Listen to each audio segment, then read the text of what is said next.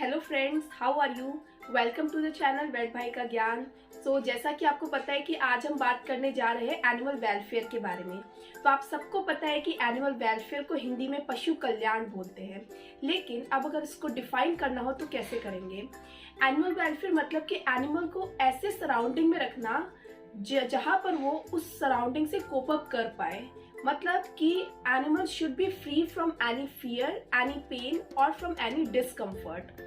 It should be healthy, safe and it should be able to express its inherent nature। inherent का मतलब कि जो nature उसे from birth से मिली है। फॉर एग्जाम्पल अगर डॉग का एग्जाम्पल लेते हैं, सो अगर आप डॉग को पैट करते हो, so what is its usual behaviour, start swinging its tail, so it is its natural behaviour. So अगर हम कोई भी एनिमल को उसके नेचुरल बिहेवियर को एक्सप्रेस करने देते हैं, so that is called as कि एनिमल एक गुड वेलफेयर कंडीशन में है। ठीक है, तो ये हुई बात एनिमल वेलफेयर की। अब इधर एक पॉइंट और नोट करने की है कि अभी यंग जनरेशन के जो चिल्ड्रन है, they are not very well aware that animals have pain, animals have feelings, so it is our responsibility to make them aware that animals are just like humans। वो भी बिल्कुल हमारे जैसे है, और जैसे हमारे अंदर पेन, हमारे अंदर सेंटिमेंट्स, हमारे अंदर इमोशंस होते हैं, same as that animals also have। so this is the main thing that should be noted here। So now we have completed the definition portion। I hope that you understand। Now next coming to the speciesism। What is speciesism? Speciesism होता है कि अगर आप किसी एक particular species of animal को ज़्यादा protection देते हो या उसके बारे में ज़्यादा सोचते हो, उसको ज़्यादा कंफर्टेबल महसूस कराते हो as compare to the other species. For example, इसको हम एक सिंपल एग्जाम्पल के साथ समझते हैं। एक डॉग है और एक काऊ है। आपको उन दोनों को क्या कराना है, उनको टेल डॉकिंग कराना है। टेल डॉकिंग मतलब उनकी जो पूंछ है उसको ट्रिम कराना है दोनों के केस में। लेकिन आपने क्या किया, you have done with the procedure, लेकिन आगे जो रिलीफ के लिए उन्हें कुछ मेडिसिन दी जाती है वो आपने डॉग को तो दे दी, लेकिन आपने काऊ के केस में सोचा कि it is a very huge animal and I think that उसको इतना पेन नहीं होता होगा, सो आपने उसको कोई मेडिसिन नहीं दी। So that is known as speciesism, because आपने सोचा कि dog may be suffering from more pain as compared to cow। that is absolutely wrong। okay, so यहाँ पे बात आती है स्पीसीज्म की। तो स्पीसीज्म एक तरीके से अगर हम इसको ह्यूमन से कंपेयर करें, सो ह्यूमन में आपने सुना होगा racism.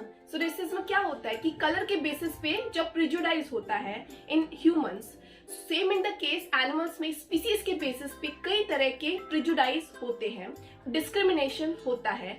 So that is known as speciesism. Now coming to the animal rights.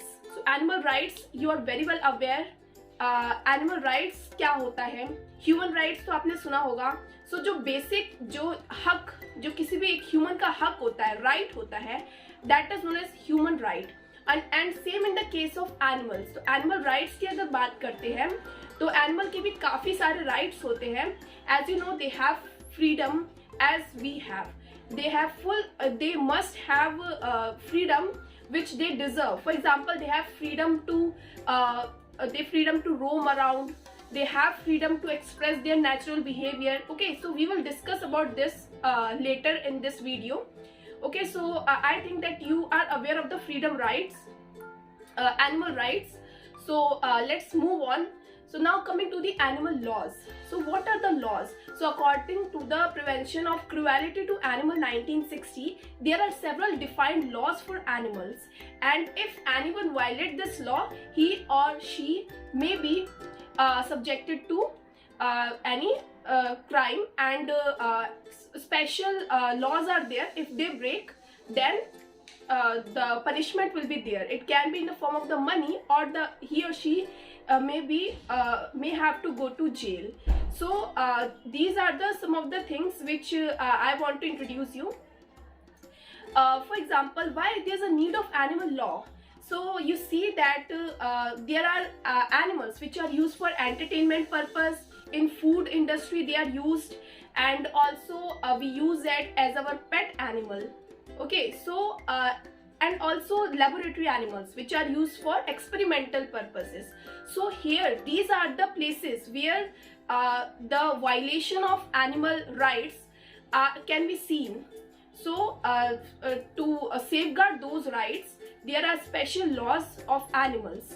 Okay, so this is all about the animal law. Now if we talk about three guiding principle for ethic of animal, so these are 3R.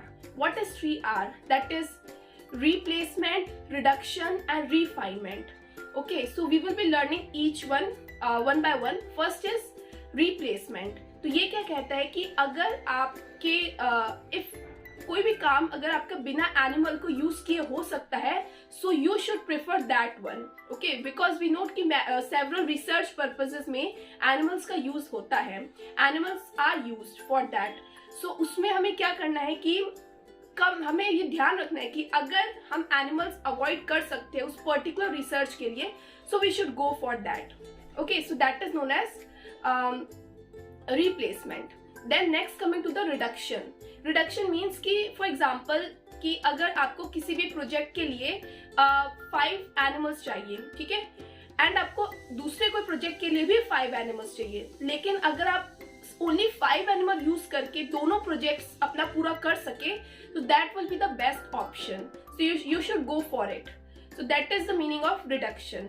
Now third coming to the refinement. Refinement मतलब होता है कि अगर आप कुछ भी animal को किसी भी चीज में, आपके किसी भी एक्सपेरिमेंट में यूज कर रहे हो, यू शुड टेक केयर कि animal should suffer from least pen.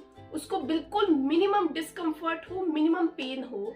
सो इन तीनों चीज को कंसिडर करना होता है. That is the guiding principal and it is important as ethical point of view. Okay, so now coming to the freedom, 5 freedom. So what are the 5 freedom that animal deserves? So let me tell you. Number 1 is the freedom from hunger and thirst, freedom from fear and distress, freedom to express their natural behavior, freedom from discomfort, and last is the freedom from pain. Okay, so we will be talking about these one by one. Number 1 is freedom from this hunger and thirst. So इसका मतलब आप समझ सकते हो कि कोई भी animal है, उसको जो उसकी जरूरत है, जो उसकी फीडिंग रिक्वायरमेंट है, वो पूरी होनी चाहिए, ठीक है. देन फ्रीडम फ्रॉम डिस्कम्फर्ट का मतलब है कि अगर किसी एनिमल को एक प्रॉपर स्पेस चाहिए उसके सर्वाइवल के लिए, तो उसको उतनी स्पेस देनी है, ठीक है.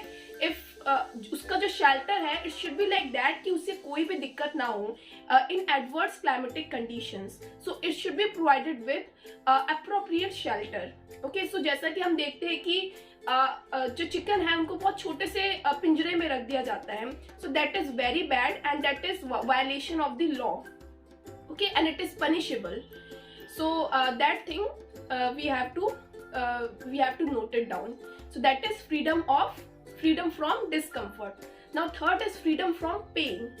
So the animal should be prevented, diagnosed as well as treat if any disease is found in them.